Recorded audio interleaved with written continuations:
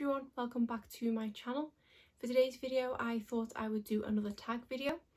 This is the beauty brand tag which was created by Tara Brooke, who I will link in the description box below.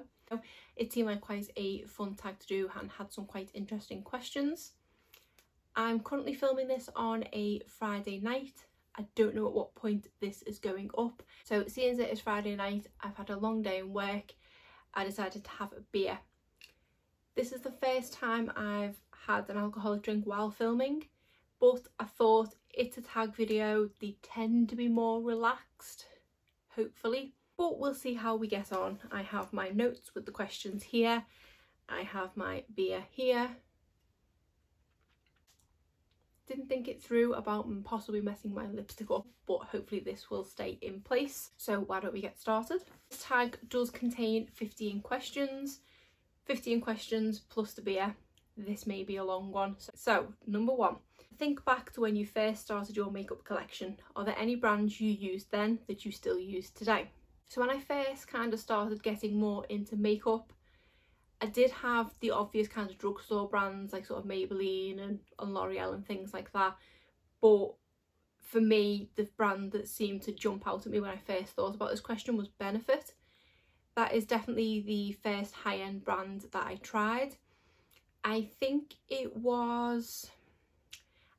first Benefit item I may have purchased was back in 2009, I think it was.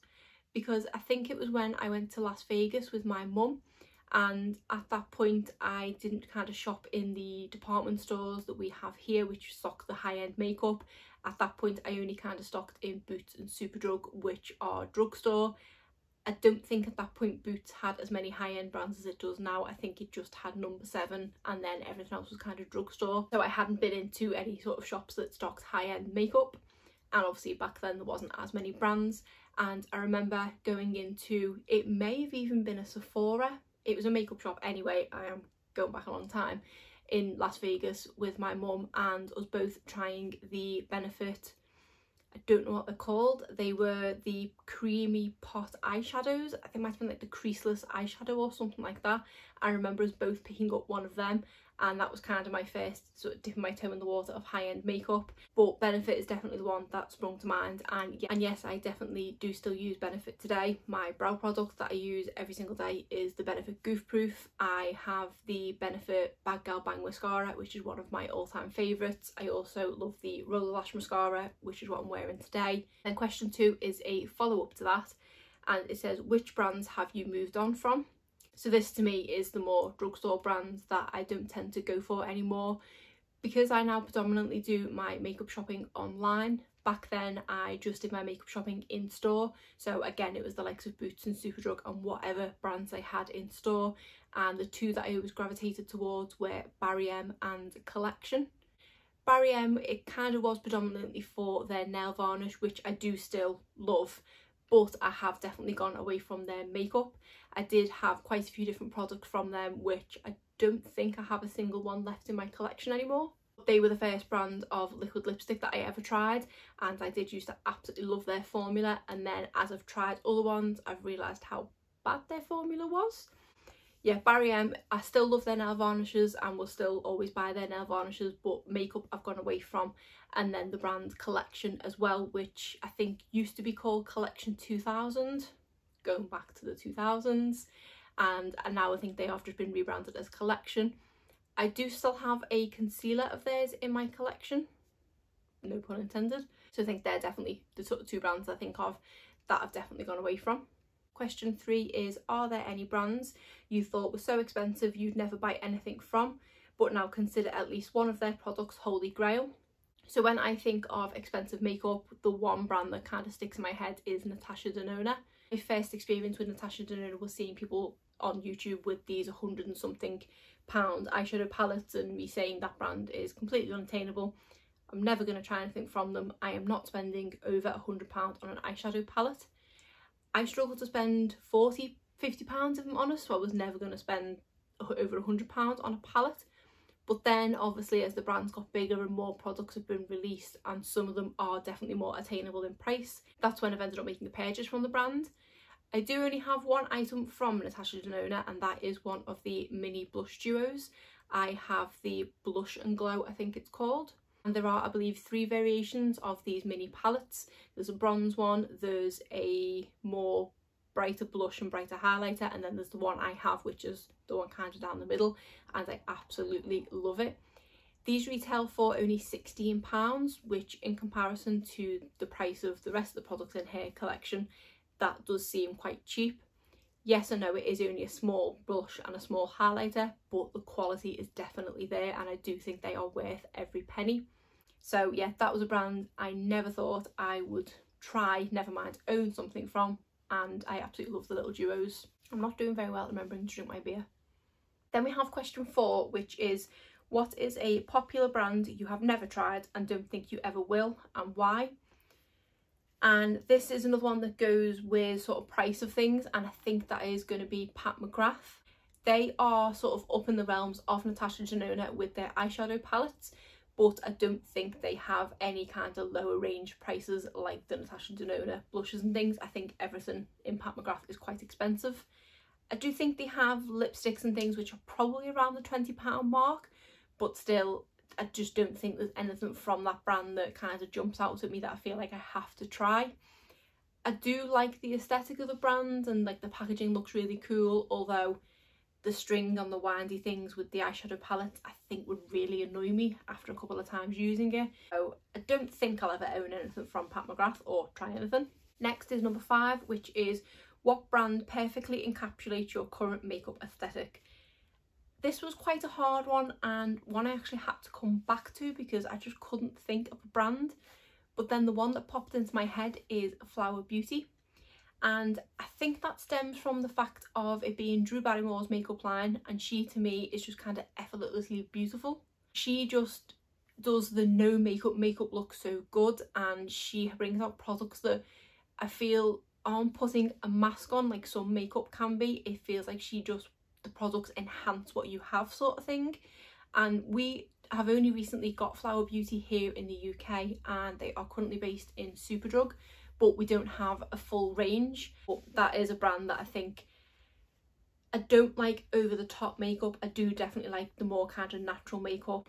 Don't get me wrong, I do like every so often go in full face and full glam and things, but it's not very often.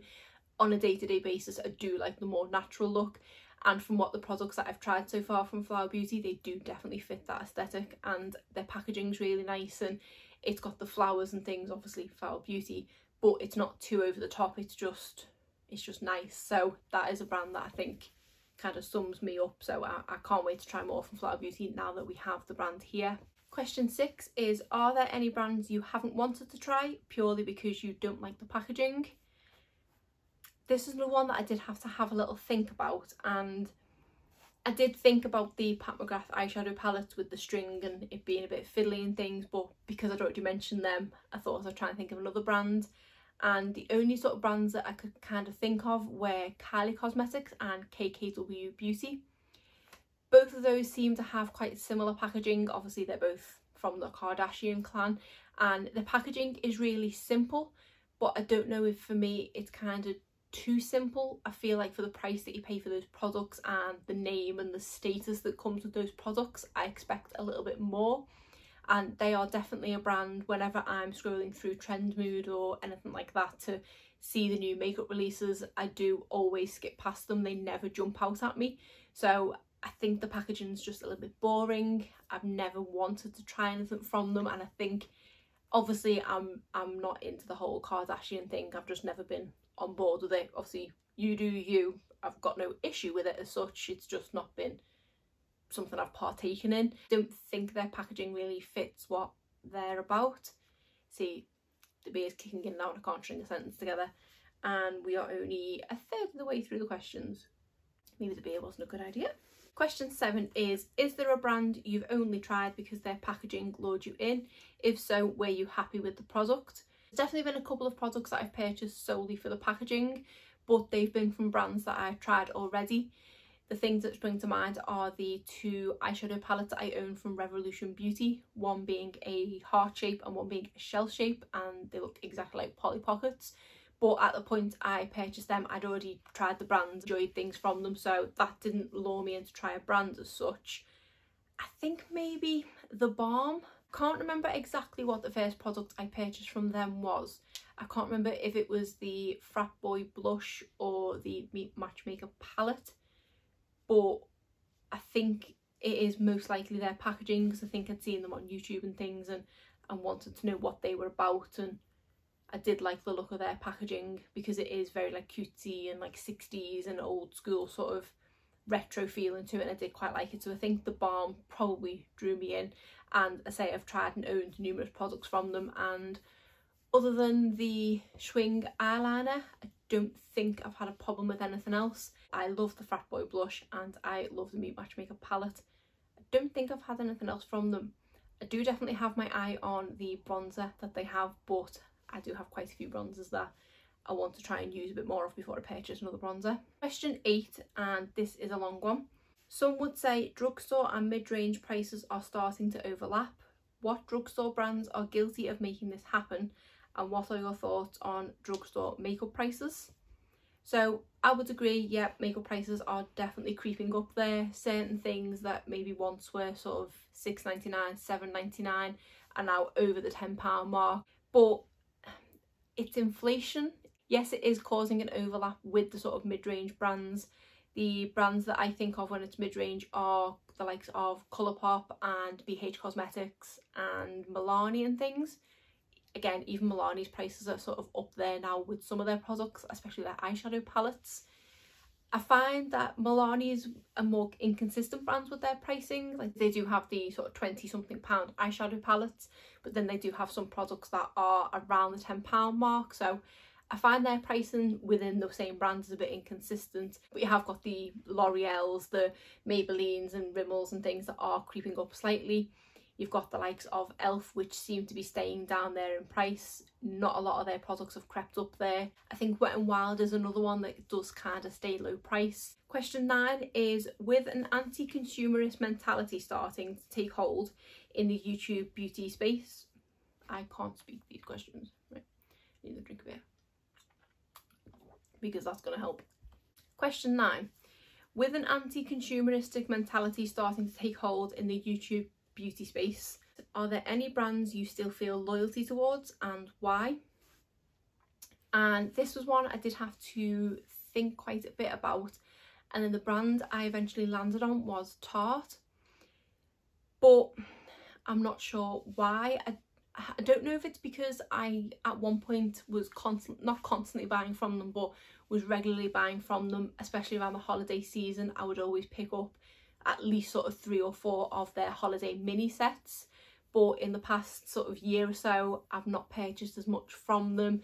I definitely didn't buy many of their sets over the Christmas period and things, and I don't know if it's maybe because I'm a bit bored of the brand.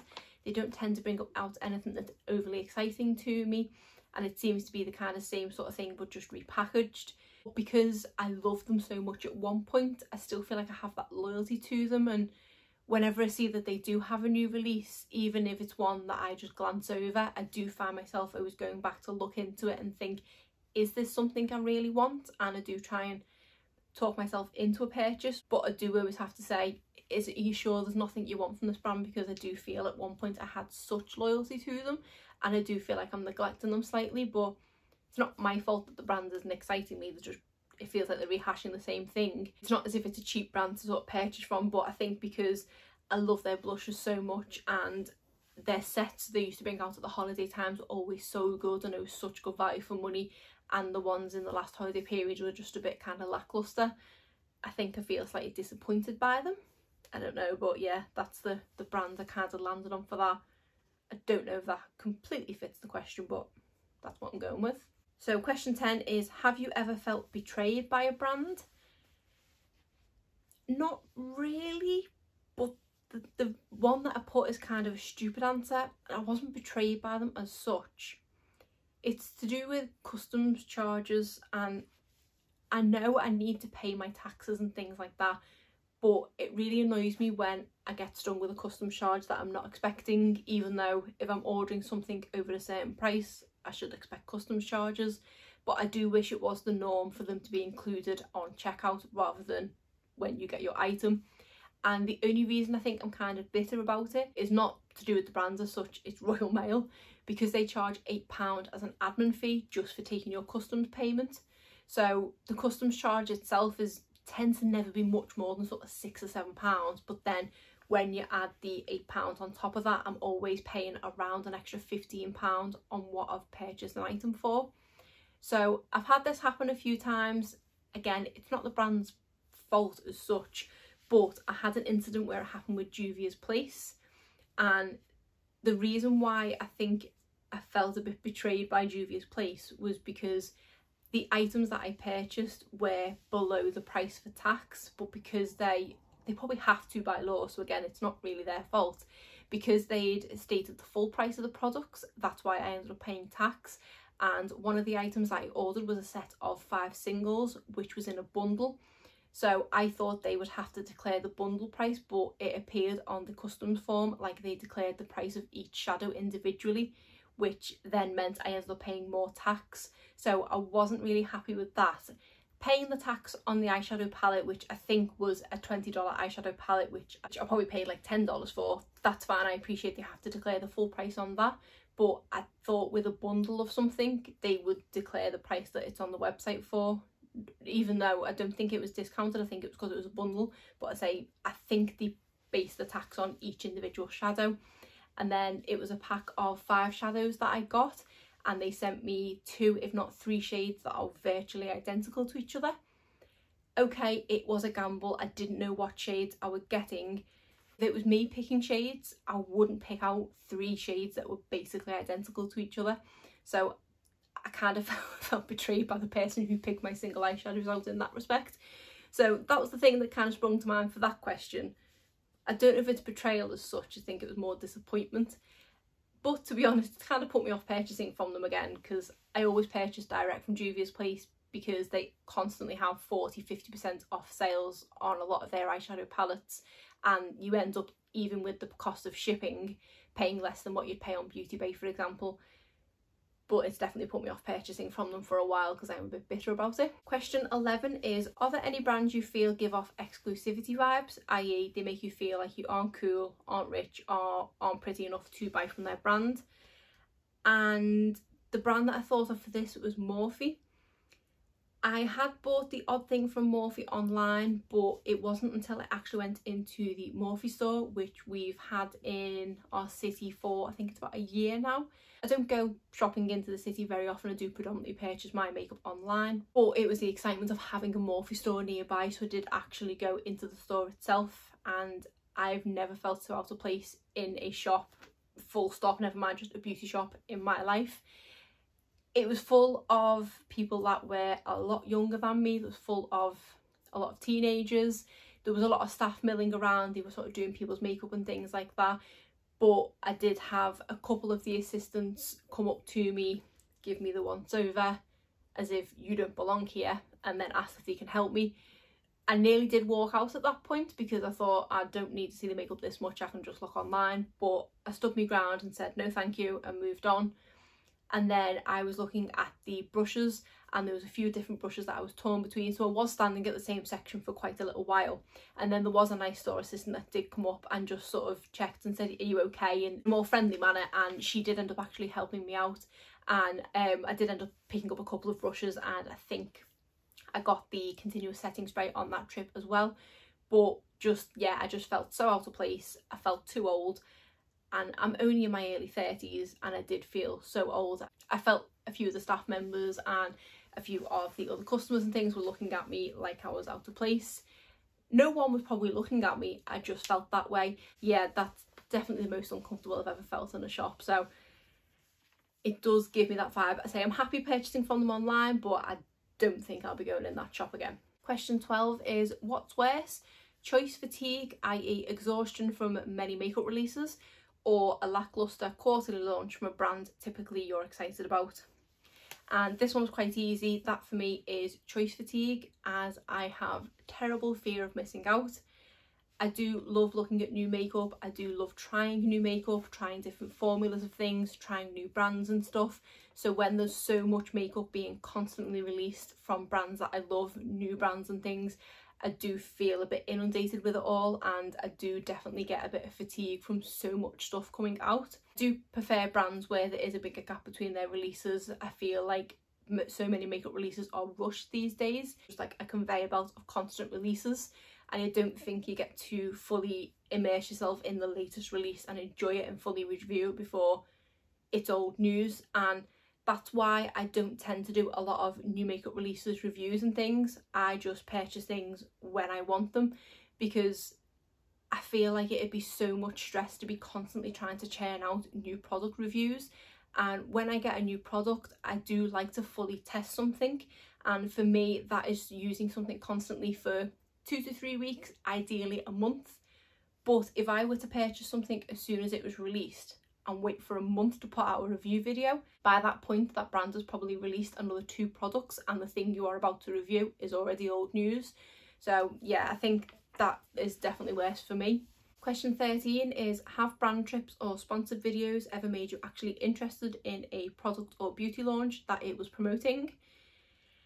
I would say for me, no. I tend to kind of glaze over stuff like that. Not so much sponsored content. I will always tend to watch sponsored content, but definitely brand trips, I will kind of glaze over it. It's probably because I'm jealous of all these amazing places they get to go, but I remember not that long ago there was a brand trip with Tarte. I think it was in Hawaii or something like that, and there was about 4, maybe 5 people that I followed on Instagram that were part of this brand trip.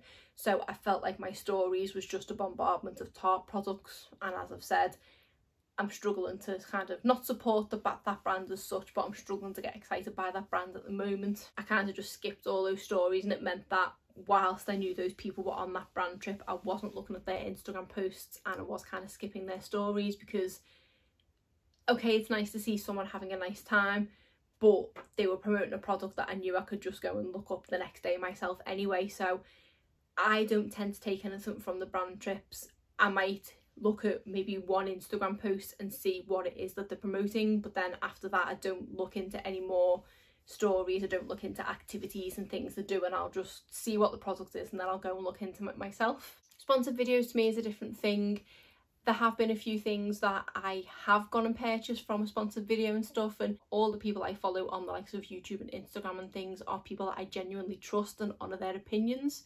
So if they are putting a sponsored post out, I do, or I'd like to believe that it is something that they've genuinely tried, and by chance the company's offered to sponsor them because they've seen that they've already liked the product. So I've not got an issue with sponsored content, and there have been the odd times where it has resulted in me purchasing something or signing up to a service or something like that. It's good for the person to obviously get sponsored for the hard work they're doing and things. Question 14 is, are there any indie brands you hope to see sold at Ulta or Sephora in the future? So for me, I don't have access to an Ulta or Sephora, so I've kind of made this question slightly different in that I'm going to answer it of what brands I'd like to see available here. We do have quite a few brands from the US that are filtering their way over here now, like Flower Beauty that I mentioned earlier, and also the likes of Wet n Wild and Physicians Formula and things. They are slowly creeping their way over to here on our website and also in kind of like boot stores and things like that. So that is great, and I would like to see that continue. There are a couple of brands, the likes of Colourpop and Juvia's Place and BH Cosmetics, that I would like to see in physical stores. Obviously Colourpop I can get online, but only from America, whereas BH Cosmetics and Juvia's Place, we do have UK stockists here, but I'd like to physically see them in stores so I could see the likes of eyeshadow palettes and things in person. I'd like to see CoverGirl over here as well. I don't believe I can get CoverGirl anywhere other than a random mascara that I happen to pick up in TK Maxx. Other than that, I don't think I've ever seen them anywhere other than on Amazon, but I don't know how trusted those items are on Amazon, but I would love to see CoverGirl here. And then finally, question 15, if you could give any brand a rebranding, which elements? And 2 brands that came to mind are Tarte and Benefit. For me, both Tarte and Benefit haven't really done a big rebrand or a big kind of revamp of either of their brands in the past couple of years. Tarte has just done a sort of rebranding that they brought out sister brands, but the brands that haven't really interested me, so I've never paid much attention to them, but they could do with actually rebranding Tarte itself slightly. And then Benefit, they've had, to me, the same packaging, the same kind of products for a long while now. The only thing about Benefit that I don't think they need to touch is their sort of brow stuff. I think they do the brow stuff quite well. They have every different type of brow product that you can imagine, and all the packaging for them is quite simple, but you know instantly by looking at them that it's a Benefit brow product. So for Benefit, I wouldn't touch their brow thing, but their palettes, especially like the box packaging for their blushes and bronzers and things, I think they need to do a revamp of that. And who seriously uses those little brushes that come in the box blushes anyway? So that's one thing I would definitely say for Benefit needs upgrading. Just Tarte in general just needs a bit of oomph put into it or something. So that is the 15 questions of the beauty brand tag. I will leave the questions in the description box below if this is a tag you'd like to do yourself. If you do, please let me know, because I'd be interested in hearing other people's opinions as well. But that is it for today's video. If you did enjoy it, please give it a thumbs up and subscribe if you're not already. Thanks.